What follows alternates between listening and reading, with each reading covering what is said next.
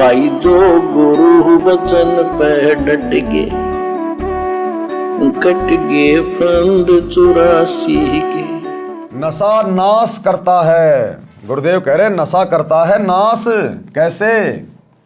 नशा चाहे शराब, सुल्फा, अफीम, हीरोइन आदि आदि किसी का भी करते हो, यह आपका सर्वनाश का कारण बनेगा।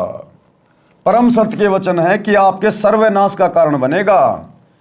कैसे? यहां भी आप जी बीमार हो जाओगे, तरह तरह के रोग लगेंगे, शरीर में कफ हो जाएगा, बाई हो जाएगी, जो है पित्त हो जाएगा। और जिसका शरीर स्वस्थ नहीं, वो आदमी चाहे कितना ही धनी हो, वो कभी सुखी नहीं हो सकता। और मरने के बाद तो नशा करने वाले के साथ में क्या बनेगी, आपने पिछली वीडियो में देख लिया। शराब पीवे कड़वा पानी, 70 जन्म कुत्ते के जानी। शराब पीने वाला लगातार 70 जन्म कुत्ते के भोगता है। सुरापान मदमासाहारी, गमन करे भोगे पर नारी। 70 जन्म कटत है शीशम, साक्षी साहिब है जगदीशम। नशा करने वाले की बहुत भयंकर दुर्गति यम के दूत करते हैं फिर, और नरक में ठोक दिया जाएगा। 84 लाख योनियों में गधा कुत्ता सूअर बनने के लिए विवश कर दिया जाएगा। नशा सर्वप्रथम तो इंसान को शैतान बनाता है, फिर शरीर का नाश करता है। शरीर के 4 महत्वपूर्ण अंग हैं, फेफड़े, लीवर, गुर्दे और हृदय। शराब सर्वप्रथम इन चारों अंगों को खराब करती है। सुल्फा यानी चरस दिमाग को पूरी तरह नष्ट कर देता है। हीरोइन शराब से भी अधिक शरीर को खोखला करती है। अफीम से शरीर कमजोर हो जाता है, अपनी कार्यशैली छोड़ देता है। अफीम से ही चार्ज होकर चलने लगता है। यानी अफीम खाने वाला व्यक्ति जब तक उसको अफीम नहीं मिलेगी, उसके हाथ पैर बिल्कुल ढीले हो जाते हैं। उसकी जो क्षमता है शारीरिक, वो बिल्कुल कमजोर पड़ जाती है, वो आदी हो जाता फिर, और अंत में मरकर ही दम छूटता है, मरकर ही। आज भाई और बहनों, सतगुरु रामपाल जी के ज्ञान को सुनकर, ज्ञान गंगा पुस्तक को पढ़कर, जीने की राह पुस्तक को पढ़कर, हजारों की संख्या में ऐसे भाई जो अफीम के आदी थे, और वो बताते हम तो इतनी मात्रा में अफीम खाते थे, अगर कोई नया आदमी खा ले तो उसकी मृत्यु हो जाए। एक दिन में इतनी इतनी अफीम खाते थे वो, और हर प्रकार से उन्होंने प्रयास कर लिया था। साधु संतों की शरण में भी गए, नशा मुक्ति केंद्रों में भी गए, अपने बाल बच्चों की भी सौगंध खा खा के छोड़ने का प्रयास किया, लेकिन नहीं छोड़ पाए। और जैसे ही सतगुरु रामपाल जी से उपदेश लिया, आज उन आत्माओं को अन्य अफीम खाने वालों से भी नफरत है। कोई बीड़ी पीता है तो उसकी धुआं से भी नफरत है, क्योंकि ये बुराइयां छूटेंगी ज्ञान से और परम संत के आशीर्वाद से। इस ज्ञान को समझकर आप जिस दिन ये संकल्प कर लेंगे कि हे गुरुदेव, मैं भक्ति करना चाहता हूं, मैंने बहुत गलतियां कर ली है, आप मेरी ये बुराई छुड़वाइए, आप मेरा नशा छुड़वाइए, आपकी वो तलब समाप्त कर देगा परम संत। उनके वचन में शक्ति होती है। तो भाइयों और बहनों, आज मौका है आप लोगों के पास में, अपना शरीर भी बचाओ, अपना परिवार भी बचाओ, अपनी पीढ़ियां भी बचाओ, और शरीर छूटने के बाद अपना परलोक भी सुधारो। तो गुरुदेव के सत्संग सुनना शुरू कीजिए। अफीम से ही चार्ज होकर चलने लगता है, रक्त दूषित हो जाता है, इसलिए इनको तो गांव नगर में भी ना रखें। घर की क्या बात, सेवन करना तो सोचना भी नहीं चाहिए। एक व्यक्ति दिल्ली पालम हवाई अड्डे पर नौकरी करता था।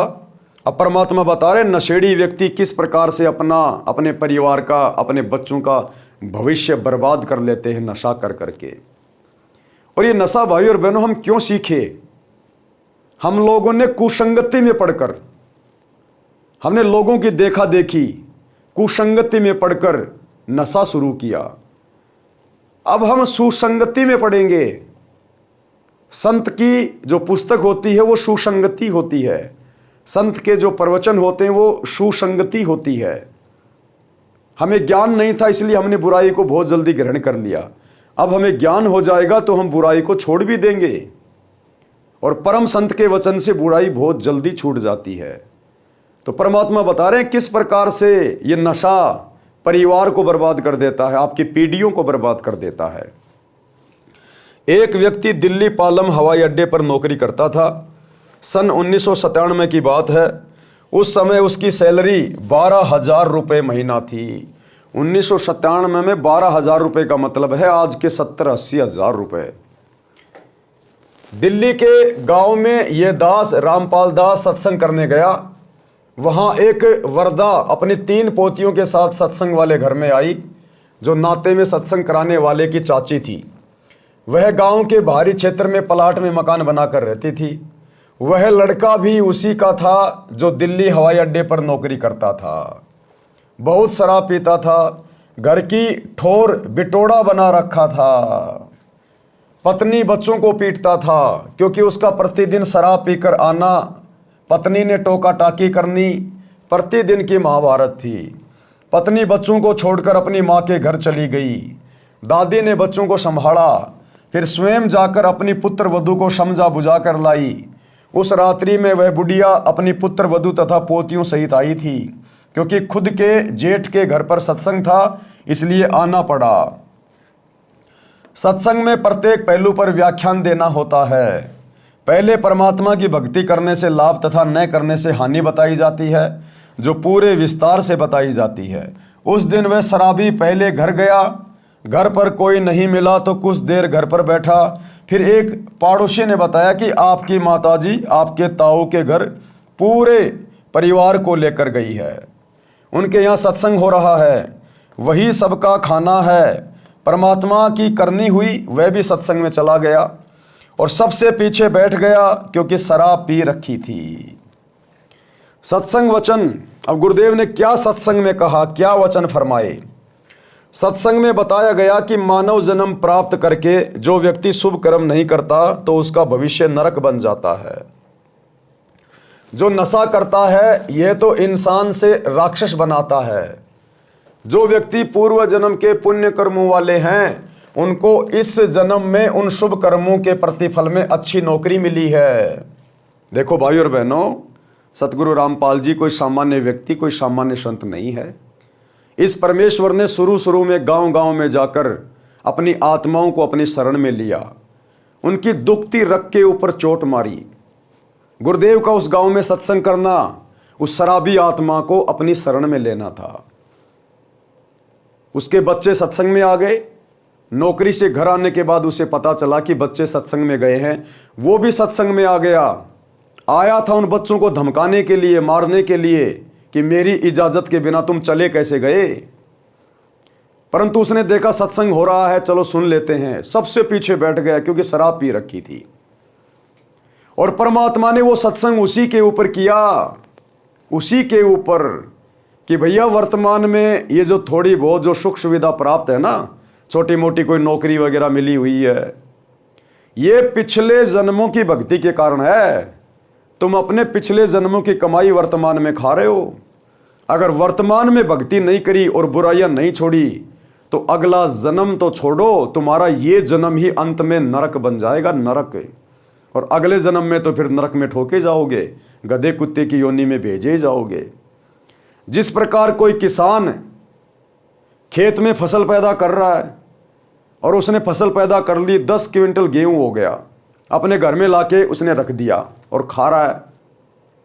अगली बार यदि वो फसल पैदा नहीं करेगा तो वो पिछली फसल को खाएगा, कोई दिक्कत नहीं आएगी। लेकिन फिर से यदि उसने अगली बार फसल नहीं बीजी खेत में तो अगली बार क्या खाएगा? पूरा परिवार भूखा मरेगा, पूरा परिवार। क्योंकि जो पिछली बार बोया था वो तो वर्तमान में खा रहा है, और वर्तमान में यदि फिर से फसल नहीं बीजेगा तो अगले साल क्या खाएगा? तो जो व्यक्ति सत भक्ति नहीं कर रहा है, शास्त्रों के अनुसार भक्ति नहीं कर रहा है, भक्ति भी कर रहा है तो देखा देखी नकली, और वर्तमान में उसके बहुत अच्छे कार्य सिद्ध हो रहे हैं, बढ़िया नौकरी लगा हुआ है, बढ़िया परिवार है, तो वर्तमान में जो भी सुख सुविधा वो भोग रहा है वो तो पिछले जन्म की भक्ति के कारण वर्तमान में परमात्मा उसको दे रहा है। लेकिन वर्तमान में अगर सत भक्ति शुरू नहीं की, सतगुरु रामपाल जी की शरण में आके भक्ति शुरू नहीं की, तो अगले जन्म में क्या होगा? गधा कुत्ता शुअर बनाया जाएगा। फिर कौन उसको हवाई अड्डे पे नौकरी में रखेगा? कौन उसको 80,000 रुपये देगा? कहाँ उसके ऐसो आराम के साधन लाएगा वो। तो परमात्मा कहते हैं कि इंसान को भक्ति शुरू करनी चाहिए, भक्ति धन सबसे बड़ा धन है। तो परमात्मा ने उसी आत्मा के ऊपर सत्संग करना शुरू कर दिया और क्या कहा कि जो व्यक्ति पूर्व जन्म के पुण्य कर्मों वाले हैं उनको इस जन्म में उस शुभ कर्मों के प्रतिफल में अच्छी नौकरी मिली है। यानी वो पालम हवाई अड्डे पर बढ़िया नौकरी कर रहा था या फिर अच्छा कारोबार है। यदि वर्तमान में शुभ कर्म भक्ति व दान धर्म नहीं करोगे तो भविष्य के जन्मों में गधा कुत्ता सुअर बैल बनकर धक्के व गंध खाओगे।